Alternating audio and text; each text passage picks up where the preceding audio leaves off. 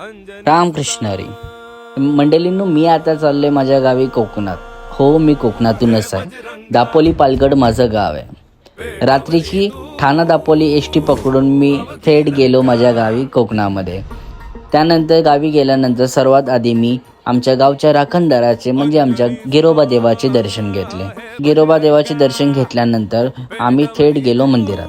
मंदिरात गेल्यानंतर आम्ही मारुतीरायाचे सुंदर असे दर्शन घेतले. मारुतीरायाला अभ्यंग स्नान घालून आम्ही फुलांनी मारुतीरायाला सजवलं. त्याच्यानंतर आम्ही गेलो आजच्या कार्यक्रमाला सुरुवात करायला. आजच्या कार्यक्रमाची सुरुवात ही घराणं घालूनच होते.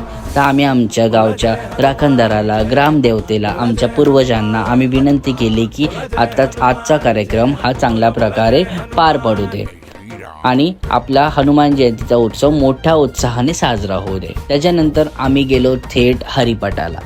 हो, हरिपाठ म्हटलं की जगातील सर्वात मोठं सुख आहे ते हरिपाठाला उभं राहणं. हरिपाठ झाल्यानंतर आमच्या इथे थेट सांस्कृतिक कार्यक्रम चालू झाले. सांस्कृतिक कार्यक्रमामध्ये क्रिकेट, त्याच्यानंतर बॅडमिंटन, त्यानंतर मटका फोडी, बायकांसाठी नटाची माडी बांधणे किंवा मेणबत्ती लावणे, संगीत खुर्ची, विभिन्न खेळ खेळले. वयाची अट कुठेही नव्हती. मोठा माणूस देखील लहान माणसांसारखं खेळत होता. त्यानंतर जेवणाची पंगत झाली. पंगत झाल्यानंतर रात्री आम्ही पुन्हा मंदिरामध्ये आलो. कीर्तनामध्ये टाळ मृदुंगाच्या आवाजावरती आम्ही हरिनामाचा गजर केला. रामकृष्ण हरी म्हणत आम्ही विठ्ठलाचा गजर केला आणि कीर्तनाला सुरुवात केली. कीर्तनाला सुरुवात झाल्यानंतर रात्री आम्ही कीर्तन गवळणी आम्ही ऐकल्या. अतिशय उत्तम प्रमाणे त्यांनी सादर केलं होतं आणि खरंच खूप जास्त आता आम्ही असं प्राऊड फील करतो की आत्ताच्या काळामध्ये महिला देखील कीर्तन करू शकतात. हे खूप प्राऊड मोमेंट होतं.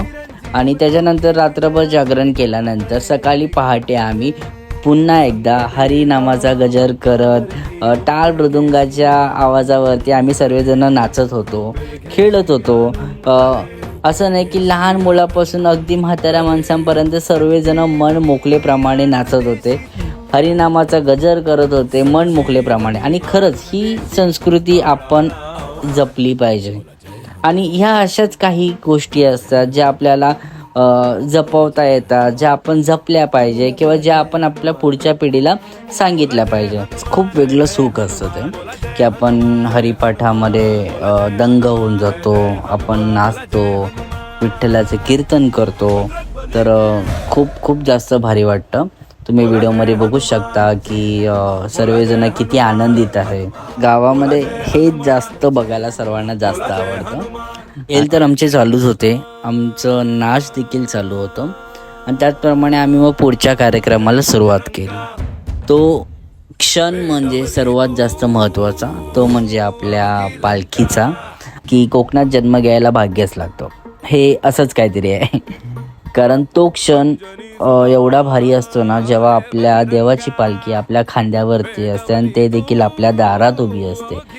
सर्वजण देवाच्या भेटीसाठी मंदिरात जातात, पण आम्ही आमच्या गावामध्ये आमचा देव आमच्या भेटीसाठी आमच्या घरात येतो.